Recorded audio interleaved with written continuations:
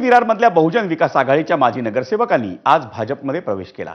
या माजी नगरसेवकांमध्ये राजेश ढगे, सुषमा दिवेकर, ज्योती राऊत आणि माया चौधरी यांचा समावेश आहे। त्यांच्यासोबत त्यांच्या कार्यकर्त्यांनीही भाजपचा झेंडा आपल्या खांद्यावर घेतला। वसई विरार महापालिकेवर एक हाती सत्ता मिळवण्यासाठी भाजपकडून माजी नगरसेवकांच्या पक्षप्रवेशाचा हा सिलसिला सुरू करण्यात आलाय।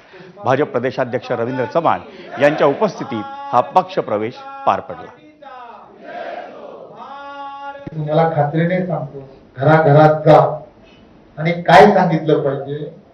हा जो कोस्टल रोड इथून सुरू झालाय, हा कोस्टल रोड तुम्हाला विरार पर्यंत घेऊन जायचा आहे।